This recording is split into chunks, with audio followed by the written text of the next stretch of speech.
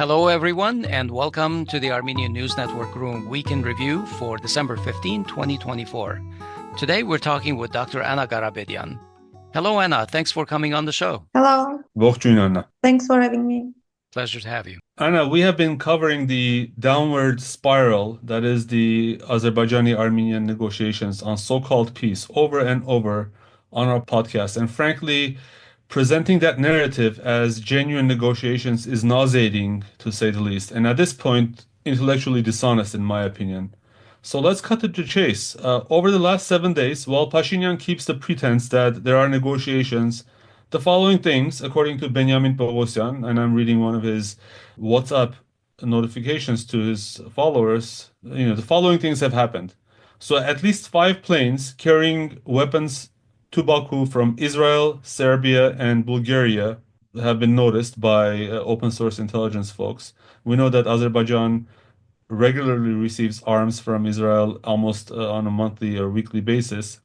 So that's not new, but Serbia and Bulgaria are now seem to be delivering their supplies. Azerbaijan has military contracts with them. There were reports about Turkish UAVs roaming along the Armenian and Iranian border. And against this background, the Azerbaijani Defense Ministry presented Turkish Air Force commander, who was there with a large delegation, with the situation on the so-called Armenian-Azerbaijani conditional border. The so-called Western Azerbaijan community opened an office in the Turkish city of Izmir. Azerbaijani Defense Ministry has limited visits to servicemen in military units, which is quite, odd, and normally that happens when there is a military operation about to be planned. And there are new accusations from Baku against Armenia about rearming, revenge, militarization. So I wanted to just point blank ask you, what is the level of danger Armenia is facing right now, especially with what's going on in Ukraine, Syria, and elsewhere around the world? As you mentioned, a lot of factors are telling us that Azerbaijan is really getting ready for a new escalation in the region. And that's not a surprise, and that's not something new, because starting from the 2020 November 9, the politics of Azerbaijan is forcing Armenia in so-called negotiations by the use of war rhetoric and the threat of war. And this is new. This is not something new. And I think Azerbaijan never pretended not getting ready for a new escalation, for a new war, and never pretended it's working for peace in the region. And today's situation geopolitically is can be evaluated by Azerbaijan as a good one for a new escalation that they will say it was provoked by Armenia, but the main goal of Azerbaijan in this case will be getting new territories, and especially the so-called Zangezur corridor by force. Azerbaijan is not even pretending not to have such plans. From time to time, some officials from Azerbaijan talk about this scenario, and this will not be a surprise. Plus, we have a situation in the region when the developments in Syria made the geopolitical situation better one for Turkey, and for Turkey it means also for Azerbaijan. At the first glance, the situation for Iran and Russia, their positions were weakened, and this means that Turkey feels more comfortable in the region and feels the support of West in the processes and in the region. And this can lead to some steps against Armenia, because as we witnessed in 2020, the aggression against Artsakh and then later against Armenia didn't meet any strict steps from the West. And now Turkey and Azerbaijan can think that a new aggression will again not meet some strict steps. You mentioned some of the geopolitical developments. I know it's difficult, and it's a very ungrateful job to be prognosticating war, but I'm really worried that in this period before January 20 is another critical situation where Azerbaijan and Turkey may decide to make a move. I mean, some analysts say that with Syria, Turkey has bitten off too much to chew and it needs to sort of process its newfound so-called gains in Syria. But how likely do you think is the likelihood of a new war, a new military maneuver before January 20th? The world in general is in the process of waiting for January 20, and every country in the region of its interest is trying to get the most in this situation till the January 20, knowing that after Trump coming to power, the situation can change. The same we see in Syria today, the same we see in Ukraine, with Russia trying to get the more possible territories in case it starts negotiations to start with best positions. And why not the same thing can happen in our region? Especially taking into account that if Trump realizes the policy of America first, as he was speaking about it in this pro-election period, it will mean that US will try to delegate its policy in the region to some other powers. And in case of South Caucasus, it's possible that it will be Turkey to whom the US will delegate the role of its representative in the region. And that will mean that the position of Turkey will be even more stronger, and Turkey will have more chances to realize its policy in the region and will have not meet any obstacles. Yeah. To me, it's a little worrisome that when I see pictures of news showing daily life in Armenia, it seems like everyone is getting ready for the holidays, making purchases. Do you think the Armenian public has been desensitized to these threats coming from Azerbaijan and the Armenian government essentially holding up this false pretense that they're trying to negotiate in earnest and negotiations are going great and so forth, or there's still possibility for negotiate? Do you think the Armenian public is ready? I mean, are we just sleepwalking into this like we did in September 2020? Unfortunately, really Armenian public is in some situation of apathy in this context, and people just don't want to hear about a new possible war, to think or to speak about it. And it's result of both the politics of Azerbaijan and the government of Armenia, because the government of Armenia has done a lot to use this threat of war in different situations, saying that we must do what Azerbaijan wants us to do. In other case, there will be a new war.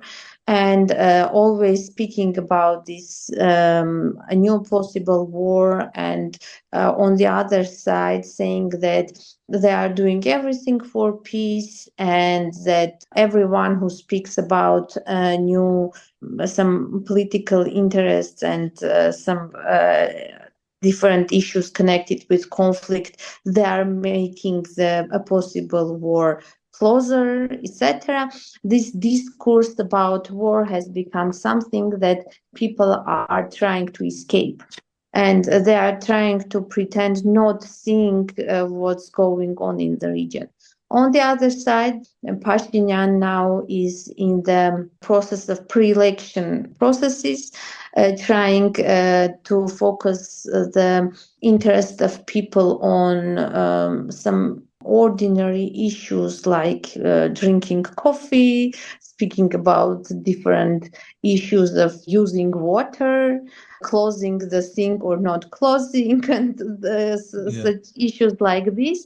And people are discussing these issues instead of discussing some more serious political, geopolitical contexts.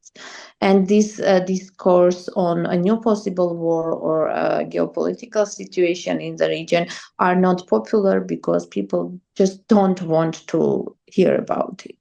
And it's really a disaster, because in case we meet such situation, will not be really, it will be a surprise for population, and we'll just have a new fleets of migration from Armenia in that case.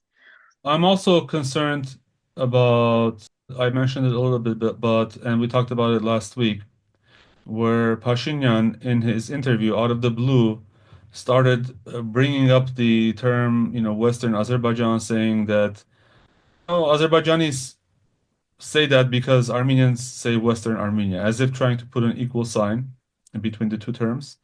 And in my opinion, trying to normalize that term and bring it into Armenian discussion.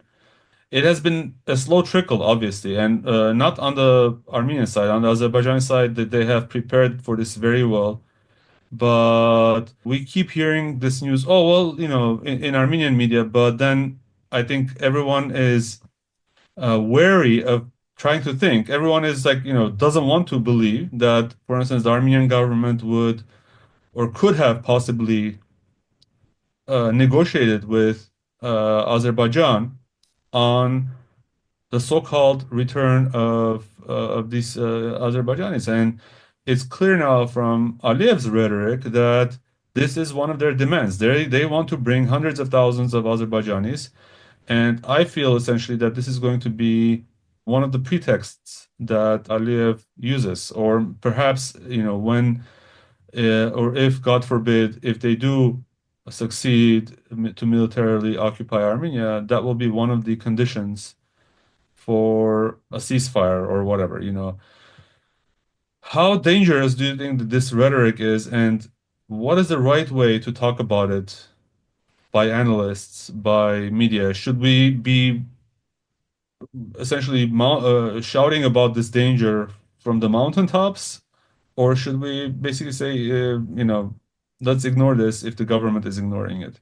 If you remember, some 1-2 years ago, Aliyev said that he spoke about some Armenian cities, territories, and saying that are really Azerbaijani territories. For example, Yerevan is not Yerevan, it's Yerevan, and Lake Sevan is not Lake Sevan, it's like has some Azerbaijani name, etc.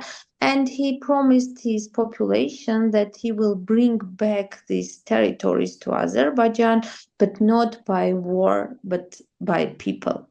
It meant that his main goal is to bring here the Azerbaijani people, and during time make these territories Azerbaijani, because more Azerbaijanis than Armenians live in these territories.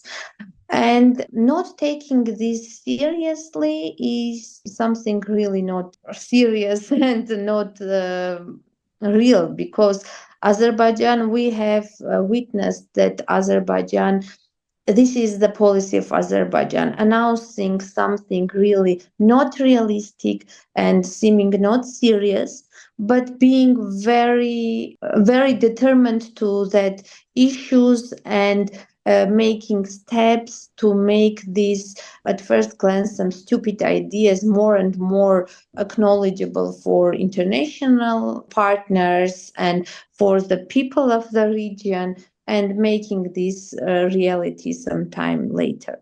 And the same thing we have today, because there are already some organizations representing this Western, so-called Western Azerbaijan. They are writing letters to international institutions. They are opening their offices. And if you pay attention to the latest photos from this office, there was the map of Armenia, the whole territory of Armenia as Western Azerbaijan.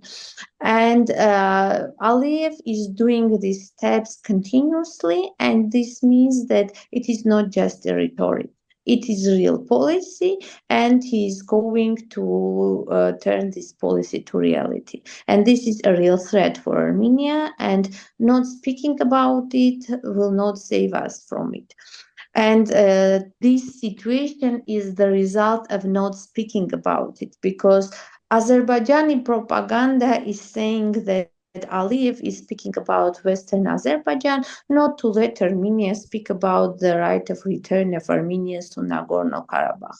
But the reality is that the answer to this so-called Western Azerbaijan is not a return of Armenians to Nagorno-Karabakh, but is return of Armenians to Baku, Sumgait, and other big Azerbaijani cities where Armenians used to live before the first Artsakh war. But the second important thing is Aliyev is speaking about the return of Azerbaijanis because he is sure Armenian government will not speak about the return of Armenians to Baku and other countries, because the numbers are not speaking for Azerbaijan. After Azerbaijan controls the Nagorno-Karabakh and other regions across Nagorno-Karabakh, now the more Armenians have right to return to Azerbaijan, then Azerbaijanis have right to return to Armenia. And if Aliyev is talking about this point and this policy, it means he's sure Pashinyan will not talk about the return of Armenians. And it means that maybe there is a deal that was made before starting this rhetorics and this policy. That was actually the question I want to ask you, Anna. Do you think that there was a backroom deal between Aliyev and Pashinyan that this issue will not be raised on the part of Armenia? It's objective and realistic to speak about a possible deal, because if you remember, Pashinyan once or twice talk about it, saying that if they will continue to speak about it, we'll start to speak about Armenians returning to Baku, etc. But he never established these organizations that will speak about the right of return, some compensation and other issues. He never pushed this policy, and that means that he didn't do it knowing very well that Azerbaijan will do it in contrary. So this, what to think if not to think that there is some deal we don't know about. Well, speaking of the right of return of Artsakhtsis back to Nagorno-Karabakh, the Swiss National Council today has adopted a motion calling for Switzerland to organize an international peace forum to facilitate dialogue between Azerbaijan and representatives of the Nagorno-Karabakh Armenians. The motion highlights the urgency of enabling the safe and collective return of the displaced Armenian population under international supervision. And it cites Switzerland's history as a neutral mediator and references the ICJ and European Parliament decisions calling for Azerbaijan to ensure Armenians' rights and security. So what's the likelihood that Azerbaijan will engage in such an international peace initiative? At this moment, it's difficult to expect that such dialogue will start in 1-2 months because I think there is not enough pressure on Azerbaijan in this issue. But this resolution is very important because, first of all, it shows that international community understands, acknowledges that the Nagorno-Karabakh conflict is not solved till the rights of Armenians from Artsakh are not respected. And they understand that this issue must be addressed. The other question is that Armenian government is not speaking about this issue and is not speaking about the right of Armenians to return to their houses, and this makes the positions of Armenians weaker. But Armenian diaspora is doing much in this context, and this resolution, I think, is also a result of the work of Armenian diasporas and organizations of Armenian diaspora, as well as the commission that was established by the Parliament of Nagorno-Karabakh Republic for the defense of rights of Armenians of Nagorno-Karabakh. So even if after this resolution will be adopted also by the second house of the Swiss Parliament, it will have already a real legislative role, and the government of Switzerland will have to make some initiative and start discourse on this issue. Mhm. But even if they don't, or even if Azerbaijan doesn't agree, international community will have another push to start to speak about this issue, and maybe we can have some consolidation on this issue. That's why this resolution, I think, is anyway very important, and that shows that if we work, we can have results. The problem is that Armenian government doesn't work Yeah. on this Well, issue. actually, so what role do you think that Armenia should be playing in supporting this initiative diplomatically and ensuring the concerns of the displaced Armenians? Armenian government, of course, should speak about this, should use this initiative, should call other countries to have some similar initiatives or speak about this and make pressure on Azerbaijan to start this dialogue with Armenians of Artsakh. But we don't see yet such steps from Armenia. And instead of this, we see that the Armenian government is doing everything to make it very difficult for Armenians of Artsakh speaking about their rights of return, and to having this discourse on the rights of Armenians to return to their houses, because anyone speaking about this issue is said to be someone who wants a new war, someone who doesn't want peace in the region, someone not realistic, etc., etc. And instead of this, they are doing everything to make Armenians of Artsakh to take the passports of Republic of Armenia, citizenship of Armenia, understanding very well that such way they are losing their status of refugees and will have less possibilities to speak about their rights of return in the near future. And this is the main problem today in this context. One thing that you said resonates deeply with me, Anna, and it's this fake equivalence that Aliyev is advancing in equating the right of return of Artsakhtsis back to their homeland with the return of Azerbaijanis who left Armenia in the early 90s, and many of whom, by the way, were compensated for their belongings as they left. There is no parity between ethnically cleansed Artsakh Armenians whose right to return should be complete and unconditional.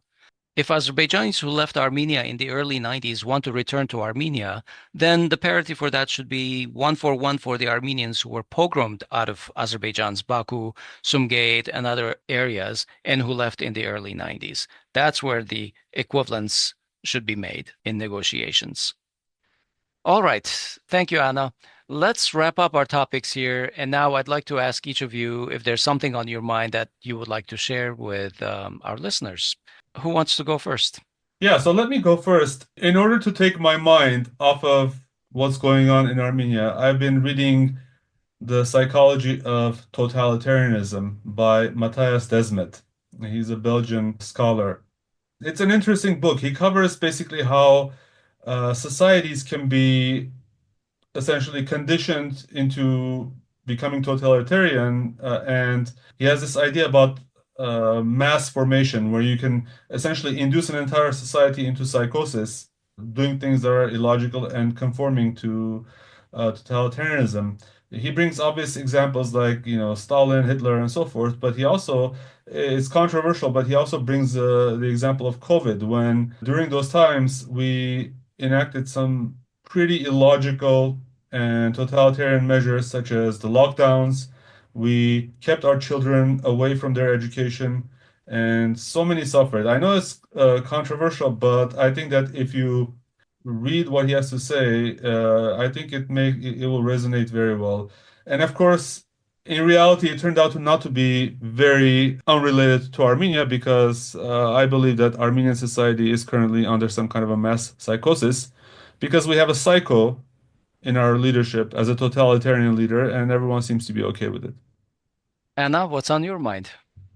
The last days I had some discussions with our regional and some European colleagues, And an idea that made me to think seriously about what's going on in the region and what will we have as a result was something really not very optimistic, because it showed once again, and it was as well said clearly during these discussions, that for the Europe today, the first and main goal in the region is not having Russia in the region. And no matter what cost will pay the countries of the region for this. And when we were speaking about and underlining that the main opponent and the main threat, for example, for Armenia, is not coming from Russia, and even if Russia goes away from the region, Turkey and Azerbaijan will stay to be a threat for Armenia, and what will have Armenia as a guarantee from the West. They weren't really able to say anything in this context, and they only said that, okay, the main thing is to push away Russia. If you do this, we will have one less factor as the stability in the region, and we'll think about the other things in the future. This was really very sad to hear this, because it meant that today Europe, US are speaking with the region and speaking with Armenia from the positions of their interests and not from the position of value, and they are not going and they are not ready to guarantee anything to the countries of the region and for Armenia in this situation. And this means that even more than ever now, Armenia needs to be realistic in its policy and not to apply to anyone in this context, but to be sure that unfortunately, we are alone in this region, and we are who should protect our interests in this context. Yeah, they might as well tell Armenia to lower the bar on its independence, I guess. All right, we're going to leave it there for today. Thank you, Anna, for joining us. I appreciate it. Thank you. Thank you, Anna. All right, that was our Week in Review show recorded on December 17, 2024. We've been talking with Dr. Anna Karapetyan, who is the director of the Insight Analytical Center for Applied Policy and Research. She has a PhD in political sciences and is a lecturer at the Russian Armenian University. For more information on the participants in this episode, please check out our show notes at podcast.groong.org/episode number. I'm Asbed Bedrossian. And this is Hovik Manucharyan. Please follow us on social media and follow us everywhere you get your Armenian news. The links are in the show notes. Thanks for listening. We'll talk to you soon.